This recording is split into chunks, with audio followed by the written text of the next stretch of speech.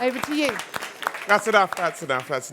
Afternoon, everyone. Pleasure to be here, and thank you for attending the session. We have another full room, which is awesome.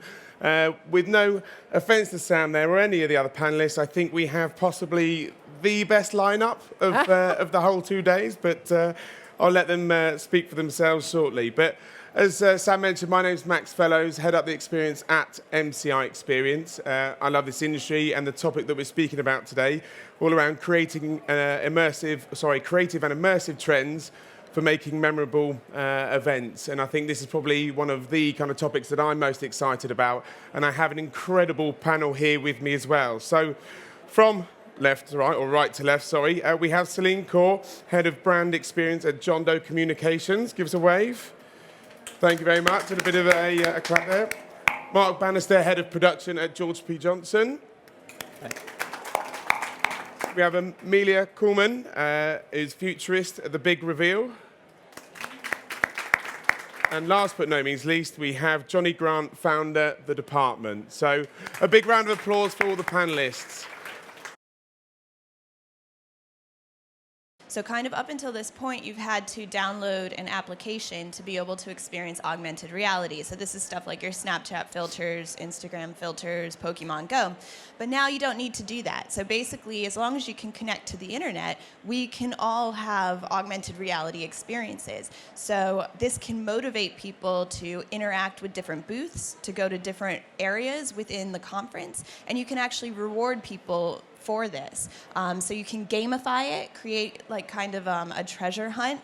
And at the end of it, if there's kind of a sales aspect, what's really genius about this is it becomes this frictionless experience, because on your phone, you already have the ability to just put your fingerprint on and you can buy something, or you can be offered a discount rate, or you can be eligible for a prize or a raffle or something like that. So it's a really easy technology, and it's something that we all have access to because we have it on our mobile phones. And from a developer's point of view and an agency point of view, it's really cost effective compared to some of the other immersive technologies. So for me, this is going to be a huge trend in the next years to come. And just off the back of that, whereas we've seen things like augmented reality, QR codes kind of come and phase out slightly, do you think that the augmented reality piece is here to stay and it's only going to kind of grow bigger and better, or? Well, with the QR codes, what you can do now is, for most phones, all you have to do is point your camera at it. So before, again, you had to download this app. And so if you're asking somebody to download an app, 9 out of 10 times they'll say no. Yeah. But if you say, do you mind opening up your camera, on the piece of technology every single person has in their hand most of the time, it's no big deal at all. And so it kind of is a great way to kind of fuse that physical and digital, and in a retail point of view, merging the e-commerce and bricks and mortars to create this kind of customer journey that has the digital aspect included in the physical. And will that enable push notifications as such if there is something like an offer, or if you complete 90% of your treasure trail and things? Is that kind of comms able to be had, if that makes sense, the communication? Yeah, absolutely. I mean, that's what I really also like about this, is it can be as simple or as complex as you want. So what you're talking about probably adds a layer of, tick this box if you don't mind if I send you comms, and can I take your email address and stuff, but you don't actually have to have that included. So we're looking at it a lot for like duty free, to do it in Heathrow and places like that. But then also it's been really effective at events, especially like pharmaceutical and that kind of thing, where you're not allowed to advertise directly, but you have these boring posters, basically. But if you can hold your phone up and have this digital experience as well, it kind of brings things to life that maybe would be a bit boring or complex otherwise. I think from our point of view, we spend a lot of time visiting with our suppliers.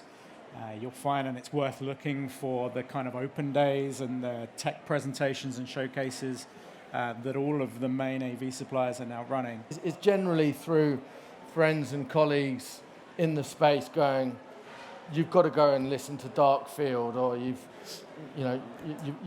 got to get down to Otherworld, or I generally find these things out by people telling me about them? I think it's been really exciting where the art world is taking the new technologies and creating these immersive spaces, bringing in the senses as well. Yeah, I mean, as a macro trend, I'm really seeing marketing in general moving from this kind of state of anxiety marketing and FOMO and all these kind of things into wellness and how we can start to make the personal human experience better. So I'm really interested in how new technologies are kind of being used to bring people closer together and enhance that kind of the human experience. For me, the events that I look after tend to be brand events for kind of media and really kind of creative but smaller scale. So in terms of finding inspiration, it's trying to kind of go out to as many events as possible from rival brands sometimes or from some of our other clients, seeing how they apply the technologies that they're using. The kinds of creatives I tend to look for will be artists, and to echo what you were saying, Amelia, it's really interesting that we see more and more of those young people kind of coming through. Things like social media make it really easy and possible to reach out to people you wouldn't otherwise have heard about or had access to. So it's quite a basic approach, but it works. I think one thing that gets really lost in the corporate world, when a company wants to market itself, it holds up this lens of the brand and sort of says everything, within this marketing piece has to fit within this. And you look how many brands trade on innovation. Well, it's pretty much every single car brand out there. Every sports brand, where half FMCG, obviously tech, and they're all touting this word innovation. And then you go and see what they do for their party or their conference or whatever, and it's the furthest thing from innovation you've seen. It's sort of rolling out the same boring models. And I think where we've actually had quite a lot of success is with big corporations coming to us and going, okay, how do we reinvent the wheel? I think that's becoming more and more. We're seeing that. We're at the moment working with a large financial services company on their partners conference.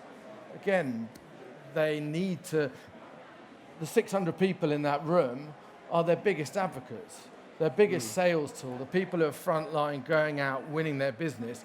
They need to believe that their company is actually innovating. So why the hell would you spend all your money out there on a marketing piece when these guys haven't been inspired in the first place? Seems a little back to front. Yeah, so you've witnessed then a bit of a reverse in that actually they're coming to you with a desire to be more disruptive, with a desire to be more kind of creative and innovative. And Mark, would you say the same thing? Obviously, so Mark at GPJ do some pretty large scale kind of events and things. Would you say your clients have been kind of ready for that? And how do you take them perhaps on that journey and get them to buy into this kind of more immersive and push the boundaries to be more creative? I think it comes down to a focus on the delegate, on the attendee, on the customer, whatever the event is focusing on, and really interrogating fully what it is they want. And that changes year on year. So some of that freshness comes from really paying attention to them as a driving force for your creative, for your ideas, for how you're going to engage them, how do they want to be engaged. And I think by looking at that, whether it's 16,000 people or 60 people, looking at what the delegate expects and how they're going to be engaged, kind of then gives rise to a lot of your answers. And that might be looking at what kind of drinks, snacks do they want, at what time of day? How do they want to engage with the content? Do they want to be in lots of short, sharp sessions and then delve into the detail of it offline and outside of the event?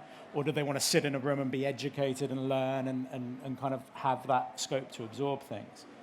And I think as soon as you start interrogating those sorts of areas, then that gives you a lot of the answers then you can take away and design and build too.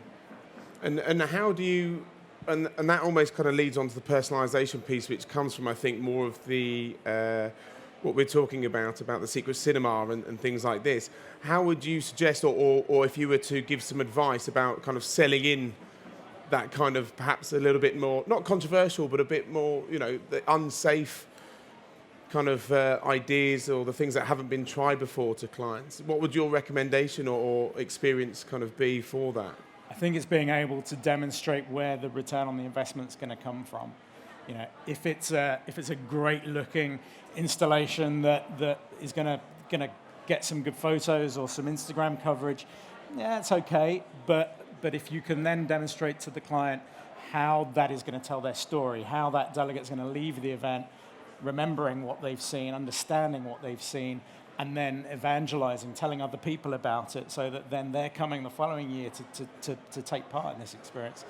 If you can explain how your idea is going to land all of those elements, then I think the client is going to have a tough time turning it down. Yeah, and we were talking earlier also about kind of taking them on that journey with you almost, is getting them involved much earlier on, so it's not a kind of a shock factor at the end, so it's a bit of a curveball, but actually almost co-creating in a way that you're kind of reverse engineering it, but you're hand-holding them through. I think giving them those opportunities to review, to buy into it, to feed into it. Every client's different on that respect. There's some are looking more at their brand and the messaging that they're looking to get across, and the delegate perhaps becomes a little bit secondary to that.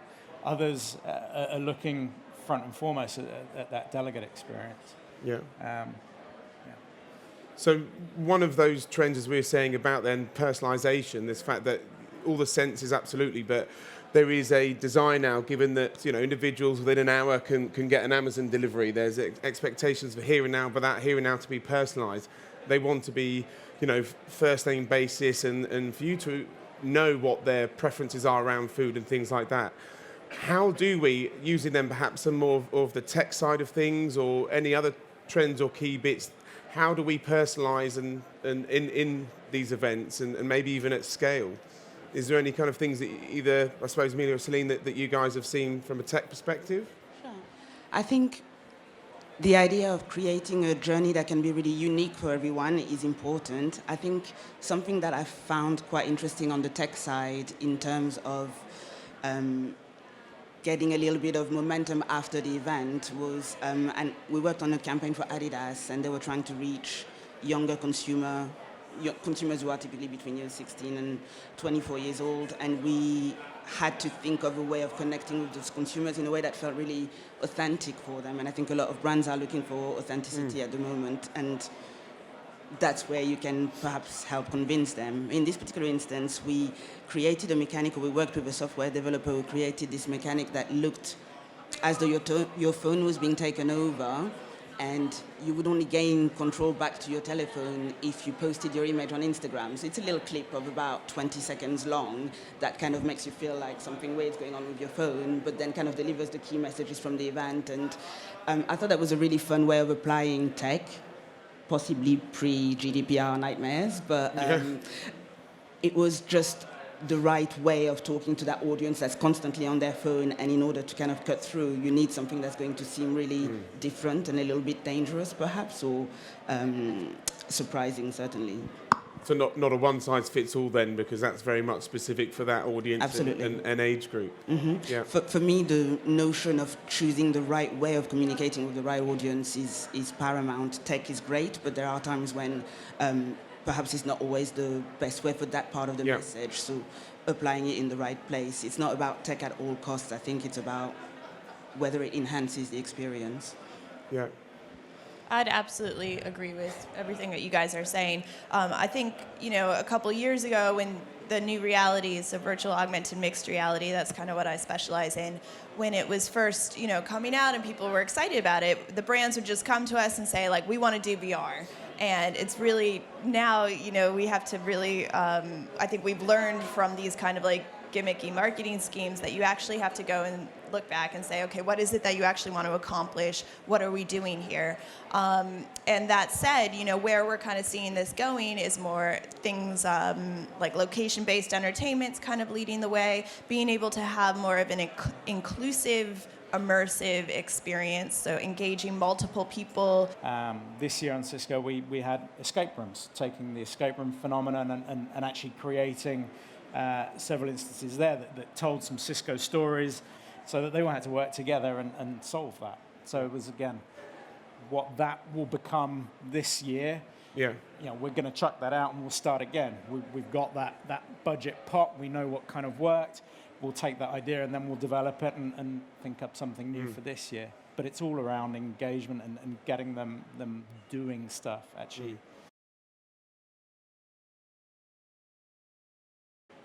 Not really, but there was an intriguing piece done by Punch Drunk, actually, which was solely for an elderly audience. And actually, it wasn't different technology or different techniques, but just different cultural cues. You know, they played the music that was relevant to them. They fed them food that they were familiar with. They created their immersive experience within their realm of understanding, within their world. So they were able to engage with it without that sort of loggerhead. That's a good point.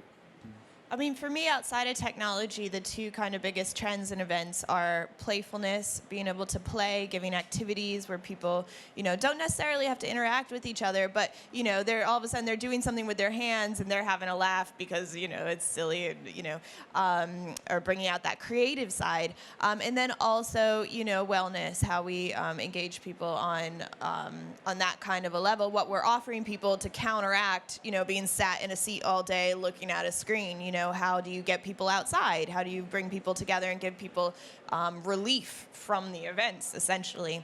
So those are kind of opportunities that I think would be really good for different ages.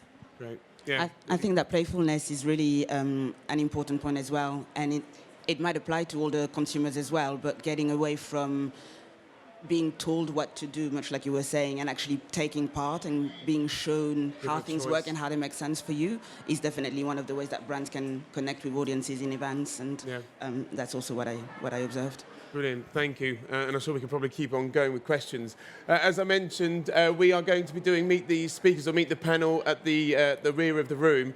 I'd just like to say a huge, huge thank you to our panellists. So thank you from everyone here.